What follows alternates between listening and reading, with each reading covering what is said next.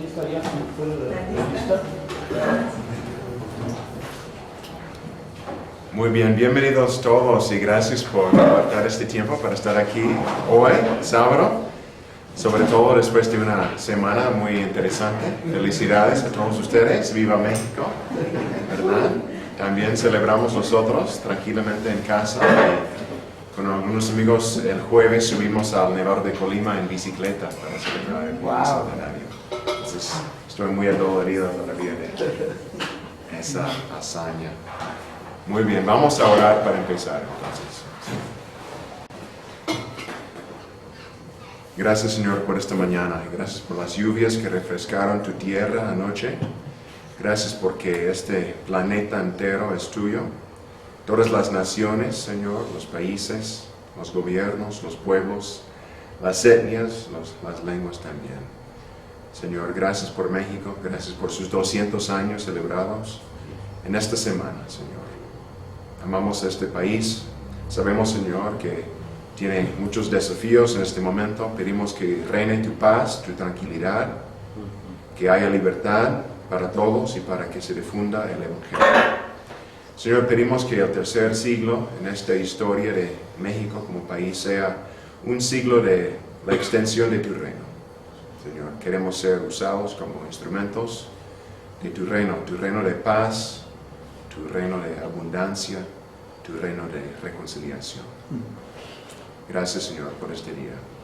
En Cristo Jesús oramos. Amén. Muy bien. Hoy vamos a ver las dos cartas de Pedro. Y estudiando en la semana, preparando para hoy, me di cuenta que realmente lo que tenemos de tiempo es muy poco para dos cartas como esta, ¿no? Primero de Pedro es más o menos el mismo tamaño de Santiago y duramos pues 2 horas solamente en Santiago, y hoy vamos a ver Primero de Pedro nada más en la primera hora y Segundo de Pedro en la segunda hora. Entonces otra vez es como vista desde 10,000 metros sobre el nivel, ¿no? Sobre el paisaje, viendo algunas cosas y nada más saboreando un poco los aspectos más esenciales de la carta y de su trasfondo, ¿verdad? Bueno, empezamos con una discusión acerca del autor, ¿verdad? La evidencia interna apunta a Pedro, el apóstol Pedro, como autor. De hecho, en 1 de Pedro 5:1 afirma que Pedro fue el autor. Y es interesante también notar algunos de los paralelos entre el capítulo 2 en 1 de Pedro y el Evangelio de Marcos. Más adelante vamos a ver esto hoy, pero sabemos que Juan Marcos, durante su vida, después de participar en una parte del primer viaje misionero de Pablo y luego ser un acompañante de Bernabé, pasó unos años de su vida en Roma, donde estaba Pedro ministrando. Entonces es posible que estos paralelos se deben al hecho de que Marcos era un discípulo de Pedro en su vida. Entonces vemos algo de comparación entre la carta escrita por Pedro y también el Evangelio escrito por Marcos, el discípulo de Pedro. Además, hay algunas similitudes entre esta carta, 1 de Pedro, y los discursos de Pedro en Hechos. ¿Se acuerdan ustedes que en el libro de los Hechos había 2 apóstoles destacados? La primera mitad de Hechos se destaca el apóstol Pedro y en la segunda mitad Pablo, ¿verdad? Y por lo tanto, sobre todo en los capítulos 1, capítulo 2 de Hechos y capítulo 10, con la experiencia de Pedro con Cornelio, tenemos varios discursos por parte de Pedro. Y hay cosas parecidas entre la carta de 1 de Pedro con los discursos de Pedro en Hechos. Además, Harrison, si ustedes leyeron Harrison en la semana, los que no tienen el libro por Carson y Moo, él menciona algunos toques biográficos dentro de la carta de 1 de Pedro que concuerdan con el retrato de Pedro en los evangelios, ¿sí? Como él como discípulo. Y 2 cosas interesantes acerca de esto es, uno, el uso de la palabra piedra. Yo estoy estudiando para mi investigación exegética 1 de Pedro 2, 4 y 5. Y es el pasaje donde Pedro dice, Cristo fue la piedra rechazada por los hombres, pero escogida y preciosa ante Dios. Y luego dice, al acercarnos a Él, convertimos nosotros en piedras vivas. Y es interesante porque todos sabemos que el apodo que Jesús le dio a Pedro es Pedro, ¿no? Su nombre era Simón. Y luego Jesús dijo, ahora te llamarás Simón Pedro, ¿sí? Porque tu confesión es la roca sobre la cual edificaré mi iglesia. Entonces, Pedro menciona una y otra vez en su carta piedra, la importancia de este símbolo, ¿no? Y la otra cosa interesante es que en 1 de Pedro 5, del 2 a 3, Pedro menciona los pastores en la iglesia, los pastores que alimentan sus rebaños. ¿Se acuerdan ustedes al final del Evangelio de Juan, después de la negación de Pedro, de Jesús? Jesús lo restaura, ¿no? En la playa. Y 3 veces le hace la misma pregunta. ¿Cuál es esa pregunta? ¿Me amas? ¿Me amas? ¿Y qué dice Pedro? Sí, Señor, sabes que te amo, ¿no? 3 veces, y 3 veces Jesús responde a su respuesta. Dice, da de comer a mis ovejas, cuida a mis corderos, ¿no? Algo así, 3 veces con palabras parecidas. Entonces aquí vemos a Pedro como un pastor, dándole alimento a las ovejas de Cristo. Las ovejas, luego veremos quiénes son los destinatarios, pero los cristianos en Asia Menor. Y también él, ahora como parte de la cadena, dando instrucciones a los otros pastores, a que ellos también alimenten sus rebaños. Entonces es un toque personal, un toque biográfico que vemos entre los evangelios, una conexión, y la carta de Pedro, la primera carta de Pedro. Estas son algunas de las evidencias internas, son pruebas internas a la carta que muestran que Pedro, el autor, es el Pedro del apóstol, ¿no? Pero también hay algunas evidencias externas. En primer lugar, en la segunda carta de Pedro, en el capítulo 3:1, Pedro dice, esta es mi segunda carta. Entonces ahí tenemos evidencia de una primera carta. Y aparte, nadie debatía que Pedro fue el autor de la primera carta de Pedro hasta tiempos modernos. No hubo otra teoría acerca del autor de esta carta hasta tiempos recientes. Sin embargo, en los últimos años, últimas décadas, hay algunas objeciones contra Pedro como el autor de esta carta. Y voy a mencionar nada más 3, aunque hay más. Son las 3 más interesantes, en mi opinión. La primera objeción es que algunos han dicho, esta carta demuestra un griego excelente. Pero Pedro, ¿qué era? Pescador. Era un pescador de Galileo, ¿no? Y como dice o como escribe Lucas en el día de Pentecostés, cuando ellos comenzaron a hablar en lenguas, cuando recibieron el Espíritu Santo, dijeron, pero estos hombres son hombres rudos, sin educación, sin formación. ¿Cómo es que hablan nuestro idioma? Y sobre todo Pedro y Juan ante el concilio de los judíos también dicen, ¿cómo es que hablan tan atrevidos con tanto denuedo? Es que son hombres rudos, no tienen ninguna educación ni nada. Entonces algunos han dicho, él como pescador y letrado no pudo haber escrito esta carta con un griego tan fino, tan culto.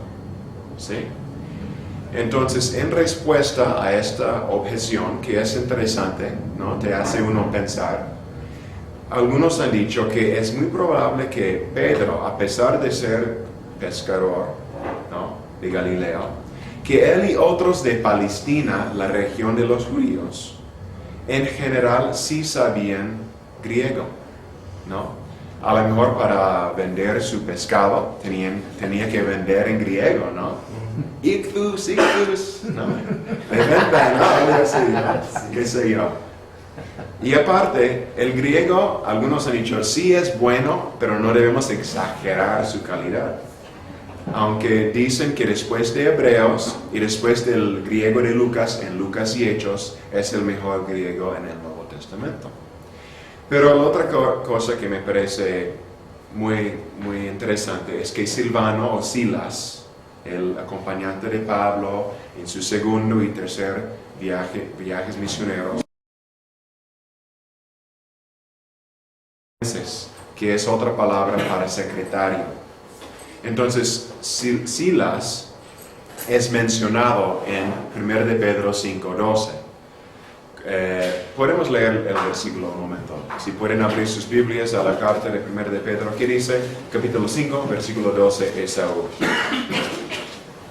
5:12. Con la ayuda de Silvano, a quien considero un hermano fiel, les he escrito brevemente para animarlos y confirmarles que esta es la verdadera gracia de Dios. Manténganse firmes en ella. Entonces puede ser que Silas fue el secretario, el que pulió el griego de Pedro y hizo que saliera tan bonita la carta, ¿no? En griego. Puede ser. Sabemos que Silvano es nombrado como el coautor de como 2 cartas de Pablo, ¿sí? Entonces él ha tenido o tuvo experiencia no solamente como secretario en general, sino también en estas cartas, composición de estas cartas para la iglesia. Entonces es la primera objeción, que la carta demuestra un griego demasiado bueno para Pedro. Otra objeción contra Pedro es que en esa ¿Perdón? objeción, también mencionan que Pedro en esos 30 años pudo haber mejorado su griego. Sí. Después de tantos años de ministerio, ¿quién sabe de su habilidad, no? Después de tantos años. Buen punto, sí. Otra objeción es que la teología de 1 de Pedro depende mucho de Pablo, dicen. Entonces, a lo mejor alguien simplemente imitó a Pablo, escribió la carta y puso el nombre de Pedro en la carta. Por ejemplo, en 1 de Pedro 2, del 13 al 17, es parecido a lo que dice Pablo en Romanos 13. Es el pasaje sobre la sumisión a las autoridades humanas, el gobierno, sobre todo. Y dicen algunos en respuesta a esta objeción que, por supuesto, que hay cosas parecidas entre la teología de Pablo y la teología de Pedro, porque enseñaban ellos el mismo evangelio y usaban la misma tradición cristiana común de la iglesia primitiva. Y aparte, si Silas era tanto el secretario para Pedro como en algunas ocasiones de Pablo, y aparte los acompañó a los dos en momentos diferentes, a lo mejor él impartió un toque paulino a la carta de 1 de Pedro. Y otra objeción que también me parece interesante es, algunos han dicho, si Pedro realmente fue el autor, ¿por qué no incluyó alguna memoria de su vida, su ministerio con Jesús como discípulo de él? No menciona nada de sus 3 años con Jesús, de lo que vio, de lo que experimentó. Y simplemente algunos han dicho, pues porque aparentemente no fue su propósito compartir estas memorias cuando escribió esta carta. ¿Sí?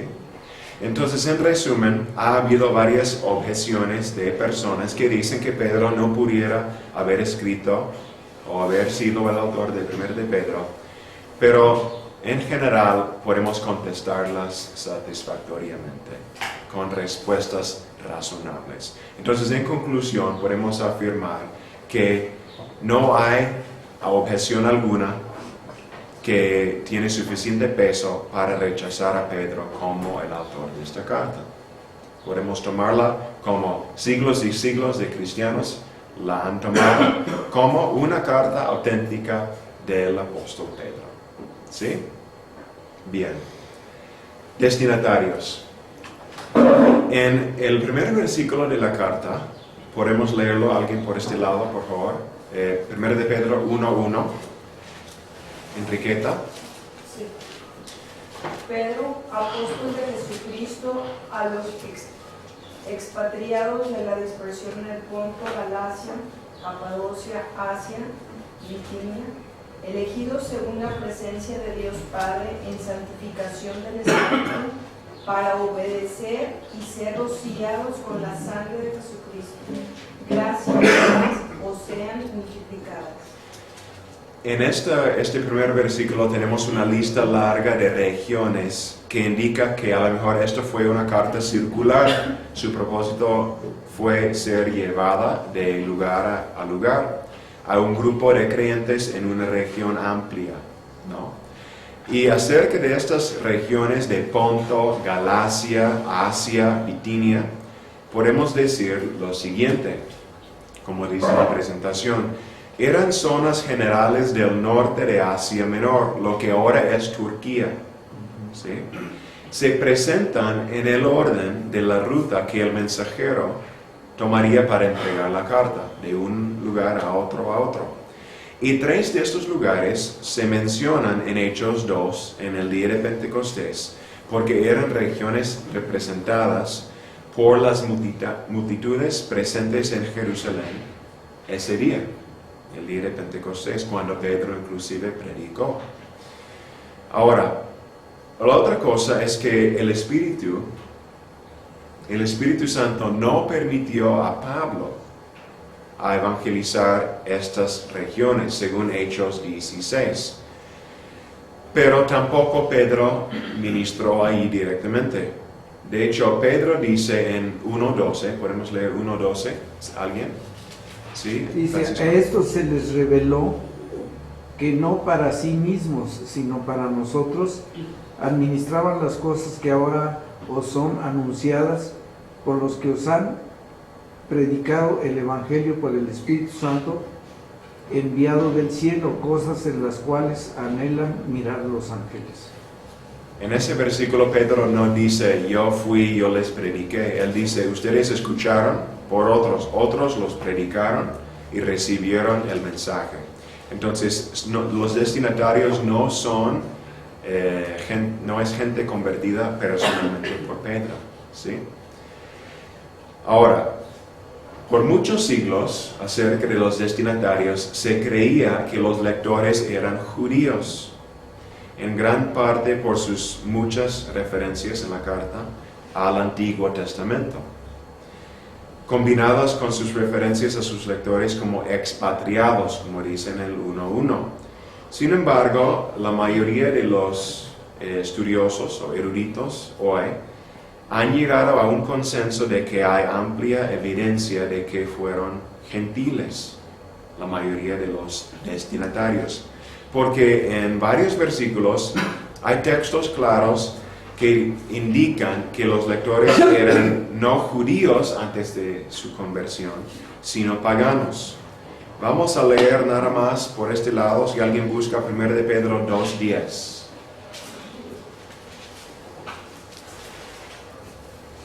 Vosotros que en otro tiempo no erais pueblo, pero que ahora sois pueblo de Dios, que en otro tiempo no habíais alcanzado misericordia, pero ahora habéis alcanzado misericordia. Si eran judíos en su mayoría, los lectores, y yo creo, y la mayoría de estos estudiosos creen, que Pedro no hubiera dicho, antes no erais o eran pueblo, ahora sí son. Claro, los judíos se consideraban pueblo y eran pueblo de Dios antes del ministerio de Jesús. Y aparte, otra cosa acerca de los destinatarios es que aunque Pedro dijo en Gálatas 2, 7 y 9, en la carta de Pablo menciona las palabras de Pedro, que iba a trabajar con los judíos, Pedro, mientras Pablo más con los gentiles. No debemos asumir que Pedro nunca trabajó con los gentiles, ¿verdad? Y más bien la Biblia da evidencia del ministerio de Pedro entre los gentiles también, ¿sí? Bien, una pausa. ¿Algún comentario o pregunta o algo que ustedes quieren mencionar sobre el autor de la carta o los destinatarios hasta ahora?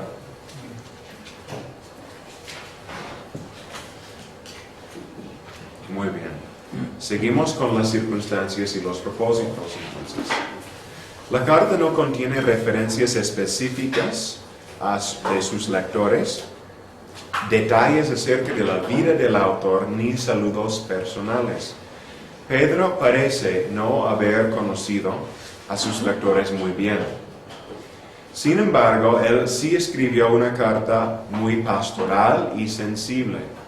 ¿Sí?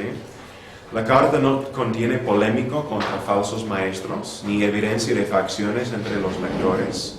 Y la circunstancia más importante que provocó la carta era la persecución de los lectores por los inconversos alrededor de ellos. Lo que vemos en 1 de Pedro, y esto fue la tarea para hoy, fue ¿qué aprendemos acerca de la persecución de esta carta? Vemos más que nada que la razón principal por qué Pedro escribió esta carta fue por la persecución que ellos experimentaban en ese momento, por los inconversos en su entorno. Ahora, ¿qué tipo de persecución era? Antes se creía que la persecución mencionada en 1 de Pedro se trataba de la persecución oficial del Imperio Romano. Una persecución oficial y general, o sea, declarado por el gobierno y general en el sentido de que estaba presente en todas partes. ¿Sí? Por ejemplo, algunos han dicho que hay evidencia en la carta que indica que había persecución oficial y general. Por ejemplo, en 3:15,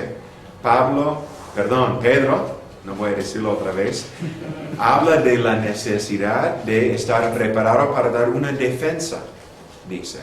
Como que hay la duda o la pregunta si la palabra defensa se refiere a algo de la corte, ¿no? Si los cristianos van a ser llevados a las cortes de justicia, siendo acusados por su fe en Cristo, a lo mejor esta palabra de defensa, estar preparado para dar una defensa, indica una persecución oficial y general. Y luego en la carta, cuando Pablo habla del fuego de la prueba, en 4:12, ¿de qué está hablando el fuego de la prueba? Está hablando de la persecución de Nerón en los años 60, cuando sí había esa persecución, porque Nerón quemó a los cristianos. Y hay otras cosas en la carta que posiblemente indican una persecución oficial y general. Pero en realidad ahora, la mayoría de los estudiantes de la carta creen más bien que la persecución no era tanto oficial ni general, sino local, donde se encontraban los lectores. Porque no hay evidencia de una persecución romana oficial a través de todo el imperio para el tiempo en el cual 1 de Pedro fue escrita. Porque la carta de Pedro fue escrita entre 62 y 63. Luego veremos esto, ¿no? La fecha. Y Nerón, la persecución de Nerón, que sí fue oficial por parte del gobierno, fue más bien limitada a Roma. No fue en todo el imperio, aunque sí fue severa la persecución. Y la primera persecución oficial y general en todo el imperio fue hasta después, en los años 80, 90 y empezando ya al principio del siglo II. Entonces, los textos mencionados arriba, que a veces son ofrecidos como evidencia de una persecución muy amplia, muy oficial, son mejores interpretados como respuestas a una persecución informal, social, ¿no? Del entorno. Bueno, sobre todo, la persecución que ellos experimentaron fue un abuso verbal, dicen algunos, y no necesariamente una persecución física. Es interesante notar que los verbos griegos que Pedro usa indican un abuso de la boca hacia los lectores. Por ejemplo, en 2:12 y 3:16, Pedro habla de que calumnian o murmuran, ¿sí? 3:9, los que insultan. 3:16, los que denuncian. 4:4, los que ultrajan, etc. Y la única palabra que tiene que ver con un abuso físico aparece en 2:20, cuando habla de los que golpean. Pero ahí es en el contexto de amos y esclavos. Entonces parece que el maltrato verbal que ellos recibieron produjo en ellos sufrimiento, ganas de tomar represalias, temor, confusión, vergüenza y ansiedad. Y hay citas en la presentación que corresponden a cada uno de estos sentimientos. Entonces parece que el propósito principal de Pedro, entonces, es que él escribe esta carta para consolar y animar a los creyentes que estaban enfrentando la persecución y este maltrato verbal. Y en el 5:12, cuando dice, yo escribí a través de Silvano, ¿para qué? Podemos leerlo otra vez, nada más la frase que aparece después. ¿Por qué les escribí? Dice Pedro. Amonestándoos y testificando que esta es la verdadera gracia de Dios en la cual estáis. Que esa es la verdadera gracia de Dios, es una expresión de su propósito. Muy bien, estas son algunas de las circunstancias. ¿Pueden ustedes visualizar un poco? Y lástima que no incluí un mapa de dónde está Asia Menor, la Turquía hoy en día. Si podemos imaginar el mar Mediterráneo con Palestina al lado derecho o el lado oriental, Turquía está arriba, exactamente, Asia Menor está arriba, está entre lo que hoy es Grecia hacia el oeste y lo que hoy es Israel a la derecha. Turquía, ahí centrado en medio de la zona mediterránea, ¿sí? Y del lado derecho arriba o hacia abajo de Turquía está el pueblo de Pablo, ¿no? Está ahí. Sí, Tarso. Sí. Y acá en el sureste de Asia Menor. Sí. Y arriba están todos estos pueblos. Y sabemos en los viajes misioneros de Pablo que él ministró en Asia Menor también, pero más en la parte sur. Sí. Pero esta carta parece que va más hacia el norte de esa región. ¿Sí? Circunstancias y propósito. Ahora hablemos brevemente de la fecha y el lugar. Si aceptamos a Pedro como el autor, esta carta tuvo que haber sido escrita antes de la muerte de Pedro, ¿no? Cada carta escrita por alguien tiene que haber escrita antes de su muerte. Aunque una vez alguien dijo que nadie debe escribir su biografía hasta después de su muerte. Pero en este caso sabemos que Pedro lo escribió y la historia, la tradición nos cuenta que Pedro murió como mártir durante la época de Nerón, que era del 64 al 68. Entonces la tradición nos dice que Pedro murió en Roma más o menos en el año 67. Entonces podemos fechar la carta entre 64 y 67, más o menos. Y dice, esa es la fecha, pero dice Pedro en 5:13, le invito a alguien que lea 5:13. Adelante. Saludos de parte de la que está en Babilonia, escogida como ustedes y también de mi hijo Marcos. Al final de la carta, él dice, mando saludos de parte de la que está en Babilonia. Pero, ¿qué quiere decir Babilonia con esto? ¿Alguien sabe o alguien leyó? El mundo. Era el mundo. El mundo. Exactamente, era toda la corrupción que en ese momento prevalecía en el lugar donde estaban la audiencia por los lectores. Pero él está diciendo, de donde yo estoy escribiéndoles a ustedes. Ustedes están allá en Asia Menor, yo estoy escribiéndoles y les mando saludos de parte de la que está en Babilonia. ¿Roma? Podría ser Roma. Dicen la mayoría que es un código para referir a Roma, porque Babilonia, o sea, la verdadera Babilonia, donde fueron exiliados el pueblo de Israel, los judíos, está muy lejos de ahí, ¿no? Y en esta época muchos siglos después del exilio del pueblo de Israel, esa ciudad quedó desolada, casi no existía en ese entonces. Y hay otra Babilonia en Egipto, pero era un lugar muy pequeño. Entonces lo más probable es que él está diciendo que le saludo de parte de la iglesia que está en Roma. Y dice, en mi estudio encontré esta cita: Roma es como Babilonia, porque ambas fueron ciudades ricas, idólatras, inmorales y poderosas. La tradición pone Pedro en Roma para su martirio, y esto apoya a Roma como lugar de redacción. ¿Sí? Entonces podemos visualizar a Pedro en Roma, la capital del Imperio Romano, en la década de los 60, escribiendo esta carta a cristianos en otra zona. Poco antes de su muerte, primero esta carta y luego la segunda carta que veremos después. Bien. Antes de entrar al bosquejo, ¿algún comentario? Sí. Es increíble que toda esta región que estaba siendo evangelizada hoy en día es del Islam, ¿no? Sí. Esta región, Sí. conquistada por el Islam. Sí, es triste, ¿no?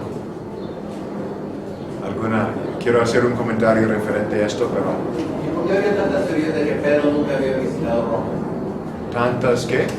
Yo había leído de teorías que decían que Pedro no había visitado Roma. Yo no he escuchado eso. ¿Alguien más ha escuchado referente a eso, que No. nunca llegó a Roma? ¿O, sí? Pero he escuchado que por el hecho pues, de que, por ejemplo, cuando Pablo escribe, dice que da a entender que está solo, que sería muy poco probable que si Pedro estaba ahí, Pedro no hubiera... Pablo hablara como si realmente no hubiera nadie con cual lo apoyara.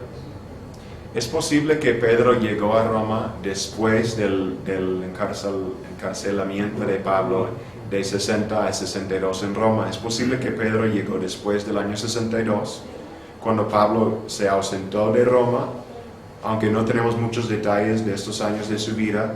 Parece que quería ir a España, pero también escribió las cartas de primera y segunda de Timoteo y Tito, que fueron más designadas hacia el área oriental del imperio, pero que luego Pablo regresó a Roma, y la tradición o la historia nos cuenta que probablemente los dos murieron bajo la persecución de Nerón en el año 67 aproximadamente, pero no son datos o hechos muy concretos, ¿no? Sí. Pero merece tal vez más exploración este punto sobre la presencia más probable de Pedro en su vida, en su ministerio, ¿no? Muy bien. Sigamos entonces con el bosquejo. Primero tenemos la introducción de la carta, y quiero quiero que alguien por este lado, por favor, lea el versículo 1, 2, capítulo 1, versículo 2, del saludo.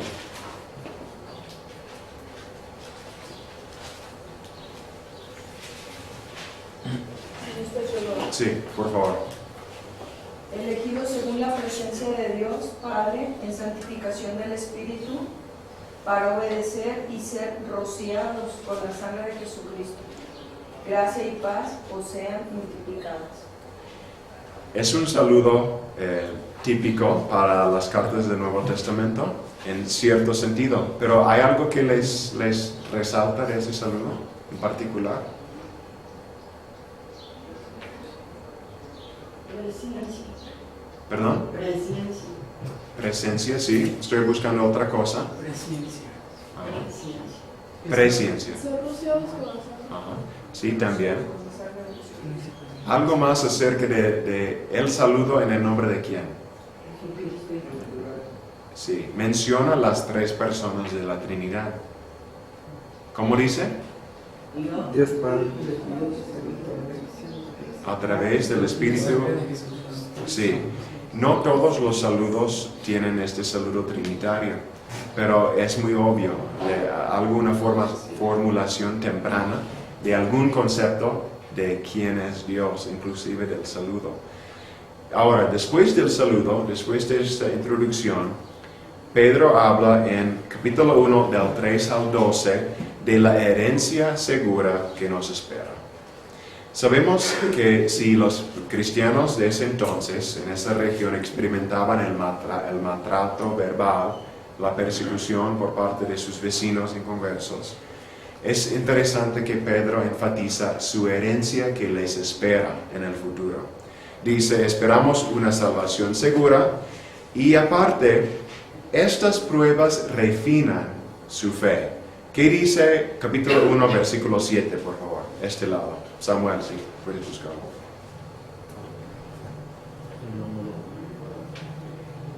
Para que la prueba de su fe, más preciosa que el oro que perece, aunque sea probado con fuego, sea hallada digna de alabanza, gloria y honra en la revelación de Jesucristo.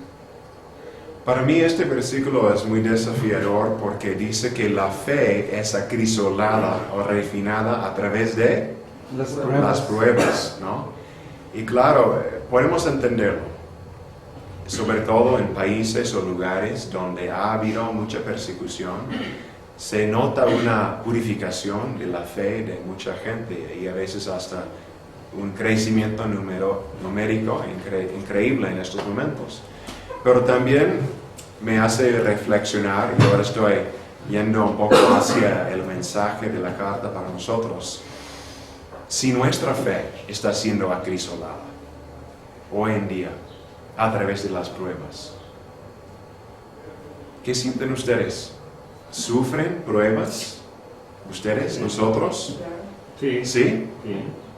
Yo pienso que realmente sí la sufrimos, pero muy leve, ¿no? Muy leve. Y yo creo que la iglesia aquí en México, en su gran mayoría, pues estamos sentados muy cómodos recibiendo alimento Ajá. y ejerciendo poco. Ok. ¿Otra opinión? Creo que referente a esto? si estamos trabajando o estamos buscando hacer la voluntad de Dios dentro de nuestra iglesia, Sí. O incluso en el trabajo, si tenemos una buena relación con Dios, Dios se encarga de sangolotearnos, la expresión, ¿no? O sea, Dios se encarga de movernos Ajá. para que vayamos creciendo, pues, porque Dios quiere que crezcamos hacia lo que Él es, ¿no? Entonces, creo que sí es muy diferente lo que estaban viendo ellos a lo que vivimos nosotros, pero sí estamos bajo pruebas. Sí. Creo que sí Sí. hay. Sí. Edna. Yo, en lo personal, creo que las pruebas son muy Interiores. Ok. Cuando estamos en proceso de crecimiento, es cuando más pruebas tenemos internamente, porque queremos agradar al Señor, tratando de vivir una vida de acuerdo a lo que Él pide que hagamos, ¿no? Pero Satanás siempre está poniendo tropiezos, siempre está poniendo impedimentos de manera de que no caminemos como Dios desea. Y para mí esas son pruebas muy fuertes, porque esas hacen a uno simbrar y darse cuenta cuánto está uno sostenido en Él. ¿Sí? Porque uno en lo personal es débil, no tiene uno la fuerza solo como para seguir adelante. Pero cuando vienen esas pruebas es cuando uno aprende a sostenerse más. Sí, buen punto. Último comentario en esto. Yo creo que también tiene que ver el compromiso que tiene uno con la iglesia. Yo creo que entre más te vas comprometiendo, vas teniendo más pruebas. O sea, Satanás te va atacando cada vez más cuando vas teniendo proyectos más grandes para el Señor. Entonces yo pienso que sí somos tocados por la situación de que Satanás no le agrada la obediencia que vamos adquiriendo cada día. Entonces, lo que estoy escuchando de parte de ustedes es que hay pruebas interiores, hay pruebas por parte de Satanás, pero también, y eso es el enfoque más de Pedro, pruebas por los que nos rodean, ¿no? Exacto. Los vecinos Externas. inconversos, más que nada. Entonces es una buena pregunta, ¿no? ¿Está siendo mi fe acrisolada? Un último comentario. ¿Cuál es la diferencia entre prueba y tentación? Porque Satanás es el que tienta. Y eso yo pensaba que no era tan polémico, pero lo es en algunas iglesias. Ah, ok. Porque no distinguen la diferencia entre la tentación y la prueba, porque Dios prueba, pero el que tienta es Satanás. Sí, es muy diferente, ¿no? Aunque la misma palabra en griego para tentación y prueba tiene el mismo raíz, la misma raíz, ¿no? Entonces están relacionadas, ¿no? Pero sí, porque bueno, si soy tentado, y entonces Dios está permitiendo, y entonces entra una polémica, ¿no? Sí. Que creo que Sí. sí es importante definir. Sabemos que Dios sí prueba, pero no tienta, como dice el versículo de Francisco que está Sí. estudiando, Santiago 1, ¿no? Que Dios no tienta, ¿no? Muy bien. Pues tenemos mucho más que ver y es muy interesante. Voy a seguir ahorita con la siguiente sección, del 1.13 al 2.3, donde menciona Pedro acciones que resultan de la doctrina cristiana. Una diferencia entre este escrito de Pedro comparado a los escritos de Pablo. Normalmente Pablo primero da enseñanza teológica, ¿no? Enseña, y luego en el capítulo 4, 5, dependiendo de cuál carta estamos hablando, ya empieza con las exhortaciones, ¿no? Basándonos en esta enseñanza, Cristo esto, el otro, vivan así. Pero en Pedro no es así. En Pedro él mezcla versículo por versículo, así intercalado, exhortación con enseñanza teológica, ¿sí? Entonces, en esta sección, al final del capítulo 1, vemos acciones o la vida ética que resulta de la doctrina, ya en el primer capítulo. Por ejemplo, él dice, preparen sus mentes y esperen la venida del Señor. Dice, vivan en santidad, sean santos como yo soy santo, dice Dios, citando al Levítico. Vivan en un temor santo, vivan en amor, cambien de apetito, etc. Ya dando exhortaciones temprano en la carta.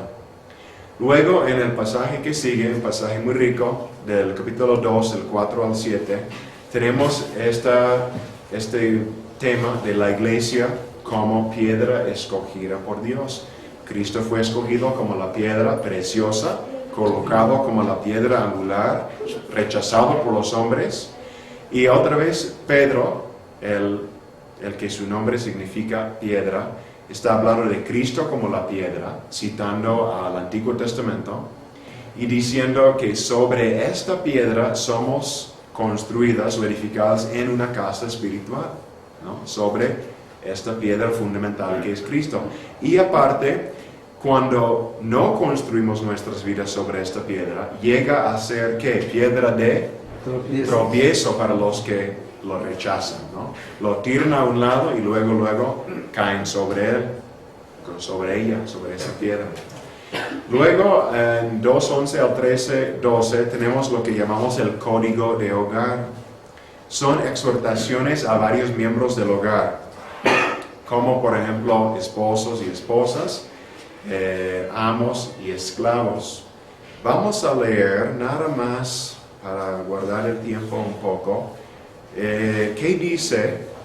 A ver, Ceci, si puedes buscar 2.13, capítulo 2, versículo 13. Es el primer versículo, uno de los primeros versículos en esta sección. Sométanse por causa del Señor a toda autoridad humana, ya sea el rey como suprema autoridad. Sí, entonces tenemos no solamente lo del esposo y lo del trabajo, sino también del gobierno. Sométanse a las autoridades humanas. Y dice inclusive ahí, adoren a Dios o algo así y respeten al rey, por ejemplo. Bien, luego en el capítulo 3, del 13 al 17, hay respuestas a la persecución. Y él habla ahí de estar listos para dar una defensa, una esperanza, defender su esperanza. Dice, es mejor sufrir por Cristo que por ser un malhechor. Y hay una indicación ahí que algunos pensaban que iban a recibir una recompensa por ser perseguidos. después de hacer obras malas. Y Pedro dice, pues no hay ninguna recompensa para eso, mejor sufrir por causa de Cristo, no por sus obras malas. Más tarde, en el capítulo 3, dice Pedro que tenemos que morir al pecado con Cristo. Cristo murió para llevarnos a Dios, 3:18, y dice que aunque Cristo murió, el Espíritu le hizo vivir nuevamente. Y dice que los que han sufrido ya no viven para el pecado. El sufrimiento purifica y endereza los caminos de uno. Luego, en el capítulo 4, del 7 al 11, habla Pedro de la vida apropiada en vista del fin del mundo. El fin se acerca, hay que ser sobrios, hay que tener un amor mutuo, hay que ofrecer hospitalidad. Habla del uso fiel de la gracia y de los dones, y tiene una doxología. Y luego en el último capítulo, 4:12 al 19, hay la respuesta apropiada al sufrimiento y al juicio que se acerca. Dicen, no deben ser sorprendidos por las pruebas, sufriendo por la causa de Cristo. Y dice que los que son insultados son bienaventurados. Es lo mismo que dijo Jesús en el Sermón del Monte. Y ya en el último capítulo, el capítulo 5, Él da sus exhortaciones finales a los ancianos, ¿verdad? A los jóvenes, a todos. Y al final da su recomendación de Silvano o Silas y la exhortación de obedecer la carta. Pues en pocas palabras es un resumen del bosquejo de la carta. Y ahora quiero mencionar un tema principal en la carta, cosa que ya mencionamos, y es el tema de la persecución, otra vez. La palabra por sufrir o sufrimiento o prueba aparece 18 veces en esta carta, ¿no? Más de 3 veces por capítulo. Y Pablo no está hablando del sufrimiento humano en general, sino del sufrimiento específico de la persecución de los seguidores de Cristo. Dice Pedro en 4:4, vamos a leerlo rápidamente. ¿Alguien por este lado, por favor? Daniel, tal vez. 4:4, ¿qué dice? A estos les parece cosa extraña que vosotros no corráis con ellos en el mismo desenfreno de la disolución y os ultrajan. Parece que una razón por la persecución es porque los vecinos de los cristianos no entendían por qué ya no los acompañaban en estas cosas. Y luego da, yo creo que en el 4 o 5, una lista de los pecados, ¿no? De la borrachera, etcétera, la idolatría, etcétera, ¿no? Y Pedro dice que en contraste a las burlas o los insultos de parte de ellos no deben devolver un insulto por insulto, más bien deben usar sus bocas para bendecir a los que los maldicen.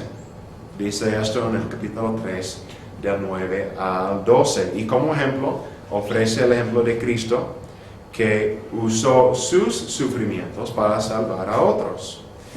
Y debemos imitar su ejemplo con el propósito de salvar a los demás. Inclusive en las palabras dirigidas a las esposas, en el capítulo 3, del 1 al 2, dice que las esposas deben sujetarse a sus maridos inconversos para convencerlos, para salvarlos, para que reciban la salvación sin palabras. Bien, hay otros temas interesantes en 1 de Pedro. No tenemos tiempo para verlos todos. Aquí se me olvidó avanzar las diapositivas.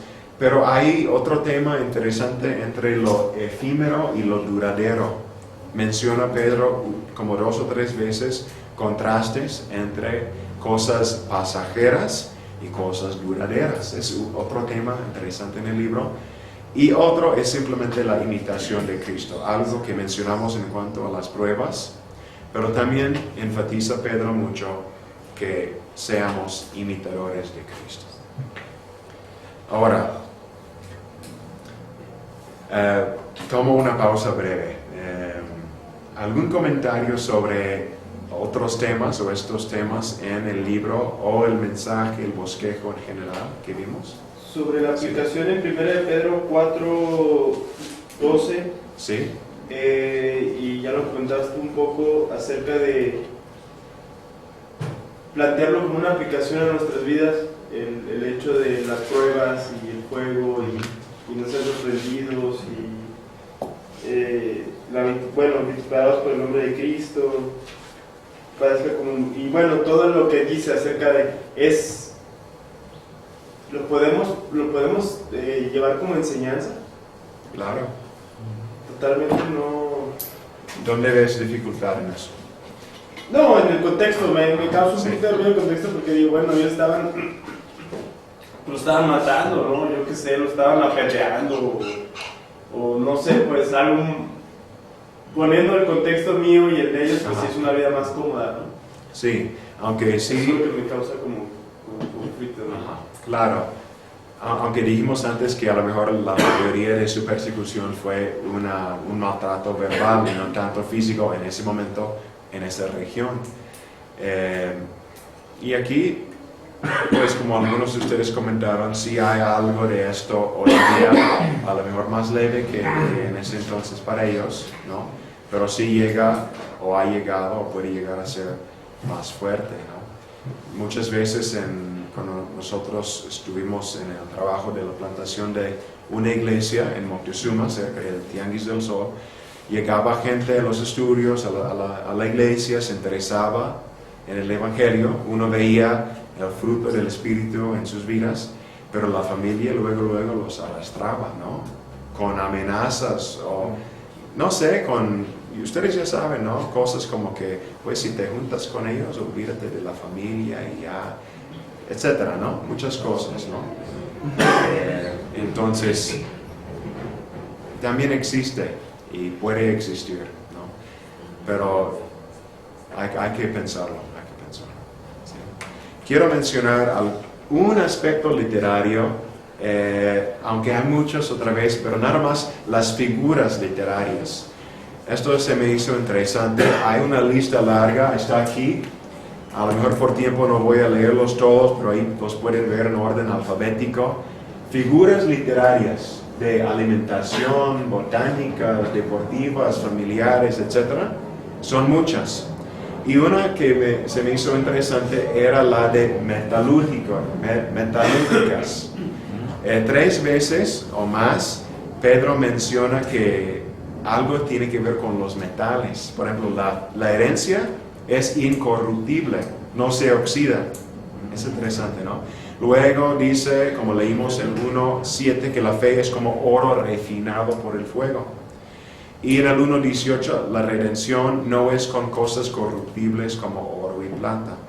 Y luego hay otras, militares, de la niñez, pastorales, hasta zoológicos. Porque Pedro habla de bestias, habla de un perro, habla de un asno, no recuerdo exactamente. Habla de animales, ¿no? Ahora, para terminar esta primera hora, quiero mencionar 4 elementos del mensaje de 1 de Pedro para nosotros hoy. La primera es que tenemos una sólida esperanza viva de la salvación. Claro, es algo que podemos tomar y aplicar directamente a nuestras vidas. Que nuestra esperanza es sólida de la salvación, de nuestra vida con Dios. En segundo lugar, nuestra elección, y esto tiene que ver mucho con el pasaje que yo estoy estudiando, se convierte en acción. Y ahí vemos la respuesta al temor de estar muy cómodamente sentados en la banca, por decirlo así, en la iglesia. En inglés tenemos un dicho que queremos evitar ser los frozen chosen. ¿Sí entienden? Sí. Los escogidos congelados, ¿no? O como dice en la iglesia presbiteriana, no queremos llegar a ser los refrigerianos. ¿Sí? Queremos ser gente de acción. Nuestra elección es por la acción. Vemos que somos escogidos como piedras, igual como Cristo, para ser edificadas en una casa espiritual y llega a ser un sacerdocio santo, linaje escogido, nación santa, pueblo, etc. No, muchas cosas. Vemos ahí un llamamiento a la acción como pueblo, como sacerdotes. 3. Debemos esperar el sufrimiento y usarlo para dar testimonio. Testimonio de la gloria y la bondad de Dios. Y dice en Carson y Mu esta frase: la piedad, debemos demostrar la piedad bajo presión. Piedad bajo presión.